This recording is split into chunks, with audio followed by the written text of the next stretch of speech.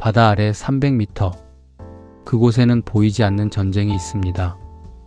잠수함. 바다의 유령이라 불리는 이 무기는 한 국가의 해양 주권을 지키는 최후의 보루입니다.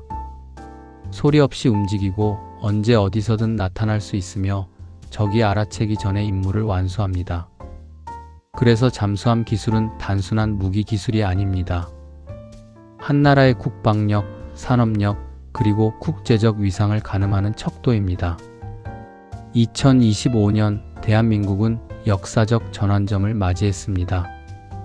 미국이 대한민국의 핵 추진 잠수함 건조를 승인한 것입니다. 냉전 종식 이후 단 한 번도 허용되지 않았던 가장 민감한 전략 기술이 대한민국을 향해 열렸습니다. 이것은 단순한 승인이 아닙니다. 대한민국이 미국의 핵심 안보 파트너로 올라섰다는 뜻입니다. 한때 우리는 남의 기술에 의존하던 나라였습니다. 1960년대 대한민국.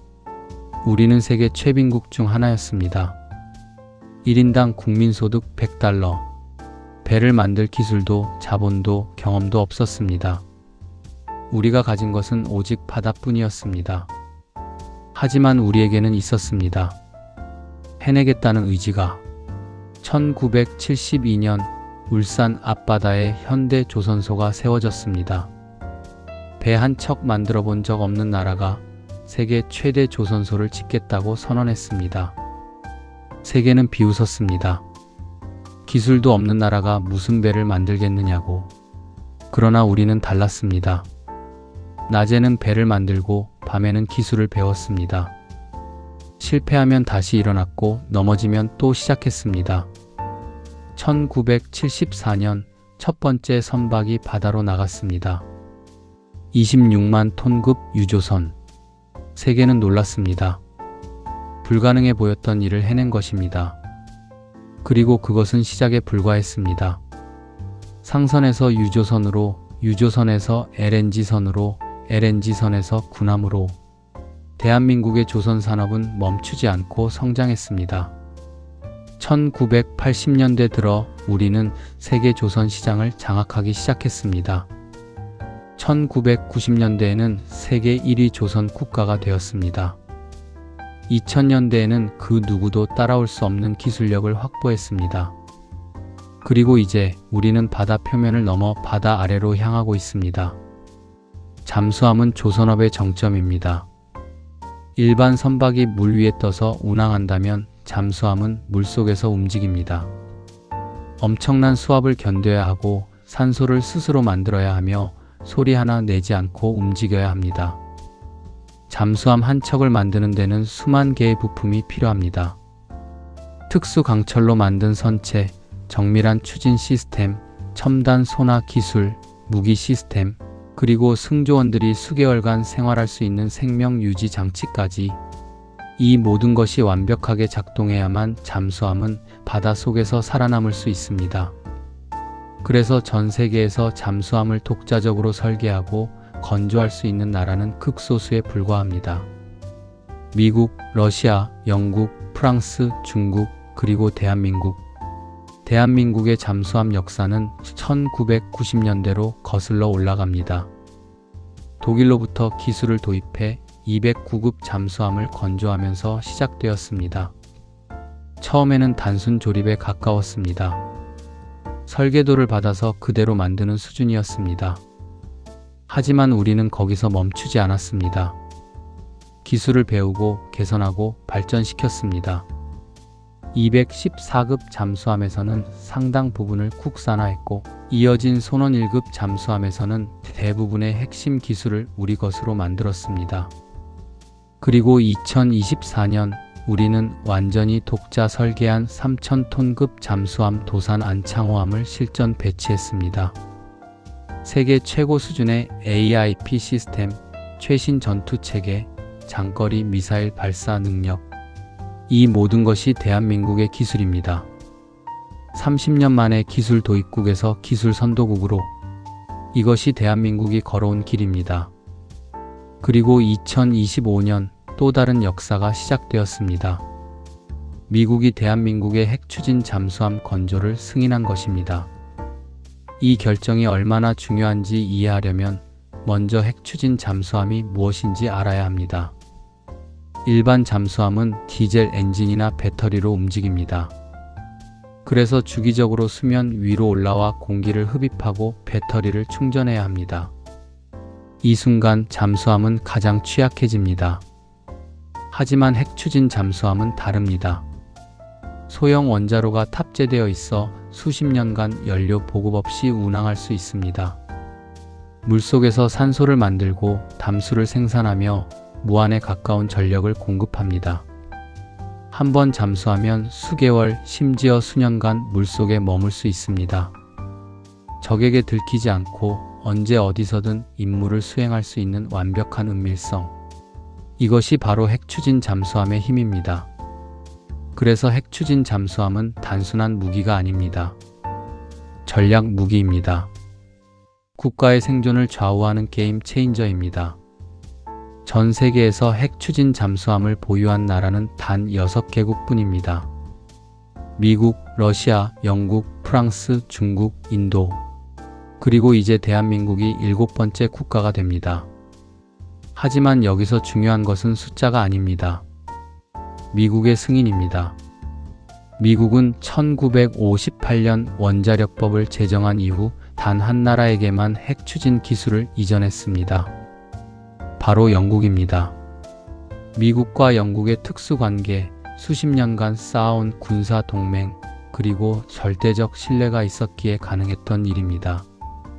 그 이후 60년 넘게 미국은 그 어떤 나라에게도 이 기술을 허용하지 않았습니다. NATO 동맹국인 독일, 이탈리아, 심지어 일본조차 받지 못한 승인입니다. 그런데 2025년 미국은 대한민국에게 문을 열었습니다. 이것은 무엇을 의미할까요? 대한민국이 미국의 핵심 안보 파트너로 인정받았다는 것입니다. 단순한 동맹국을 넘어 인도-태평양 지역에서 미국과 함께 질서를 지키는 핵심 국가로 올라선 것입니다. 중국의 부상, 북한의 위협, 러시아의 팽창주의, 동아시아의 안보 환경은 급변하고 있습니다. 이런 상황에서 미국은 믿을 수 있는 파트너가 필요했습니다. 그리고 그 파트너로 대한민국을 선택한 것입니다. 이제 대한민국은 핵추진 잠수함을 통해 한반도를 넘어 동중국해, 서태평양까지 작전 반경을 확장할 수 있습니다. 우리의 해양 주권은 더욱 견고해지고 국제사회에서의 발언권은 더욱 강력해질 것입니다. 기술이 국격을 만들고 국격이 안보를 지키는 시대, 대한민국은 그 정점에 올라섰습니다. 같은 시간 또 다른 역사가 쓰이고 있습니다. HD 현대중공업이 대한민국 역사상 최초로 잠수함을 수출합니다. 상대는 남미의 페루입니다. 페루 해군은 오랫동안 노후화된 잠수함을 운용해왔습니다. 1970-80년대에 도입한 독일제 잠수함들은 수명을 다해가고 있었고 페루는 새로운 잠수함이 절실했습니다. 여러 나라의 조선소들이 경쟁에 뛰어들었습니다. 독일, 프랑스, 스웨덴 모두 수십 년간 잠수함을 수출해온 나라들입니다. 그리고 그 사이에 대한민국이 있었습니다. 2023년 페루는 HD 현대중공업을 선택했습니다. 기술력과 가격 경쟁력, 그리고 무엇보다 신뢰 때문이었습니다. 이번 계약은 단순한 무기 판매가 아닙니다. 공동 개발입니다. 한국과 페루가 함께 설계하고 함께 건조하며 함께 기술을 발전시키는 것입니다. 일본함은 울산 현대중공업 조선소에서 건조됩니다. 대한민국의 최첨단 시설과 숙련된 기술진이 투입됩니다. 페루 해군 장교들과 엔지니어들은 울산에 파견되어 건조 과정을 처음부터 끝까지 배웁니다. 그리고 이번함부터는 페루 현지 조선소에서 건조됩니다. HD 현대중공업의 기술진이 페루로 건너가 현지 인력을 교육하고 시설을 개선하며 기술을 이전합니다. 이것은 단순한 수출을 넘어선 협력입니다. 페루는 잠수함을 얻는 것이 아니라 잠수함을 만드는 능력을 얻는 것입니다. 그리고 대한민국은 단순한 무기 수출국이 아니라 기술 협력 파트너로 자리매김하는 것입니다. 이 방식은 매우 중요한 의미를 가집니다. 과거 서방 국가들의 무기 수출은 대부분 일방적이었습니다.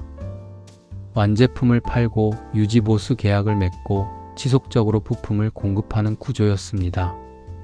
수입국은 영원히 공급국에 의존할 수밖에 없었습니다. 하지만 대한민국의 방식은 다릅니다. 기술을 나누고 능력을 키워주며 함께 성장합니다. 이것이 바로 대한민국이 추구하는 방산 협력의 모델입니다. 그리고 이 모델은 세계적으로 주목받고 있습니다. 폴란드와의 K 전차 생산, 호주와의 K9 자주포 공동 생산, 이집트와의 K9 기술 이전. 대한민국은 전 세계에 새로운 협력 모델을 제시하고 있습니다. 페루 잠수함 수출은 그 연장선상에 있습니다. 그리고 이것은 시작에 불과합니다. 인도네시아, 필리핀, 콜롬비아, 칠레 여러 나라들이 대한민국의 잠수함 기술에 관심을 보이고 있습니다. 조선 강국에서 방산 강국으로, 기술 도입국에서 기술 수출국으로 대한민국은 새로운 역사를 쓰고 있습니다. 오늘날 대한민국의 위상은 하루아침에 만들어진 것이 아닙니다. 1960년대 가난했던 나라는 교육에 투자했습니다. 배고픈 시절에도 학교를 짓고 선생님을 양성하며 아이들을 공부시켰습니다. 그 아이들이 자라나 엔지니어가 되고 과학자가 되며 기술자가 되었습니다.